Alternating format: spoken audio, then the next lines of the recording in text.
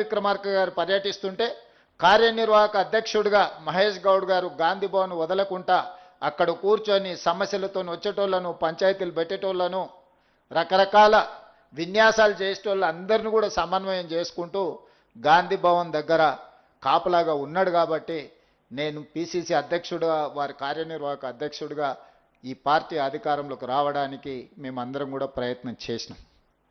ఈ నేపథ్యంలో ఈరోజు మీరు జిల్లా పార్టీ అధ్యక్షులుగా పార్టీ అధికారంలో ఉన్నప్పుడు మీకు అవకాశం వచ్చింది. మేము అధ్యక్షులం అయిపోయినాం కాబట్టి ఇంకా మేము జీవితంలో కష్టపడాల్సిన అవసరం లేదు అని మీరు అనుకుంటే మీ అవకాశాన్ని మీరు జారవిడ్చుకున్న వాళ్ళే అవుతారు. ఇవాళ అక్కడ సత్యం ఎమ్మెల్యే అయినా, రాజ్ ఠాకూర్ ఎమ్మెల్యే అయినా, బీర్ల ఐలయ్య ఎమ్మెల్యే అయినా వీళ్ళందరూ ఆనాడు జిల్లా పార్టీ అధ్యక్షులుగా పనిచేశారు కాబట్టి, రామ్మోహన్ రెడ్డి గారు ఎమ్మెల్యే అయినా వీళ్ళందరూ కూడా జిల్లా పార్టీ అధ్యక్షులుగా బాగా పనిచేసింది కాబట్టి వాళ్ళందరికీ ఎమ్మెల్యే టికెట్లు వచ్చినాయి. ఊరికే రాలే వాళ్ళందరికీ ఎమ్మెల్యే టికెట్లు. చాలామంది ఈరోజు మీరు జిల్లా పార్టీ ఆనాడు ప్రతిపక్షంలో ఉన్నప్పుడు జిల్లా పార్టీ అధ్యక్షులుగా పనిచేసిన వాళ్ళని చూడండి. వీలైనంత మేరకు వాళ్ళకి శాసనసభ టికెట్లు ఇచ్చినాం. అక్కడ మిస్ అయిన వాళ్ళకు కార్పొరేషన్ చైర్మన్లు ఇచ్చినాం. అక్కడ మిస్ అయిన వాళ్ళకి ఇంకొక దగ్గర ఎక్కడనో ఒక అవకాశం ఇచ్చినాం. ఫ్రంటల్స్ నేను SC department, ST department, minority department ఇట్లాంటి డిపార్ట్మెంట్ ఫ్రంటల్స్ చైర్పర్సన్స్గా తీసుకోండి అని నేను పిలిచి అడిగితే వాళ్ళు చాలా అవమానకరంగా మాట్లాడినారు. మా స్థాయి అంతగా పడిపోయింది అనుకుంటున్నారా? మేమేదో నీ అదృష్టం బాగుండి పీసీసీ అయినావు, మేమే పీసీసీ అధ్యక్షులం అయ్యేటోళ్ళం, ఫ్రంటల్స్ తీసుకోమంటారా అని. ఆ రోజు ముందుకొచ్చి తీసుకున్న వాళ్ళకు అవకాశం ఇచ్చినాం. ప్రభుత్వం వచ్చిన మరుక్షణం 37 మంది ఫ్రంటల్స్కు కార్పొరేషన్ చైర్మన్లు ఇచ్చినప్పుడు అప్పుడు అర్థమైంది ఫ్రంటల్స్కి బాధ్యత తీసుకోకపోవడం ఏమైందో. ఎన్ఎస్యుఐ అధ్యక్షుడికి ఎమ్మెల్సీ ఇచ్చినాం. Youth Congress general secretary national Rajya Sabha ఇచ్చినాం. యూత్ కాంగ్రెస్ స్టేట్ ప్రెసిడెంట్కు ఈరోజు శాప్ చైర్మన్ ఇచ్చినాం.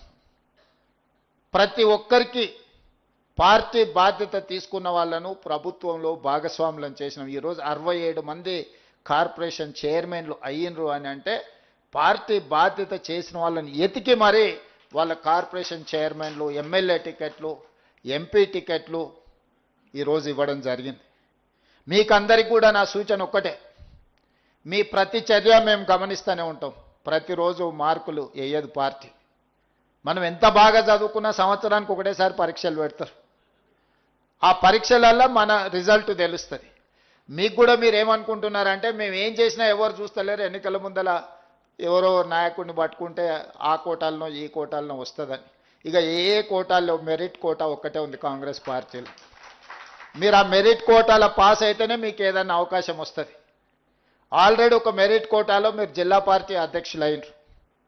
జిల్లా పార్టీ అధ్యక్షులు అవ్వడం అనేది మీకు ఎన్నో డోర్లు ఓపెన్ అయిపోయినాయి.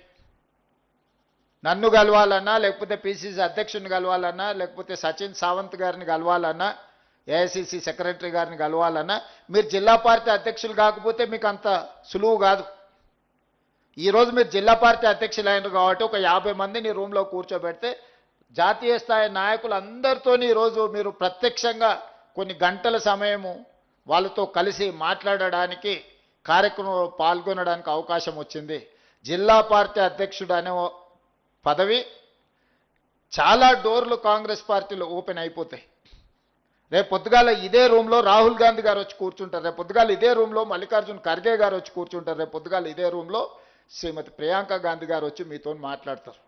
కాంగ్రెస్ పార్టీ అధ్యక్షుడు అవుతే జాతీయ నాయకత్వం మొత్తాన్ని మీరు ప్రత్యక్షంగా కలిసి వాళ్ళతో మాట్లాడడానికి, మీ అనుభవాలను లేకపోతే మీ ఆలోచనలు పంచుకోవడానికి ఇది ఒక అవకాశం. ఈ అవకాశాన్ని మీరు సద్వినియోగం చేసుకోకుండా అక్కడ వెడమ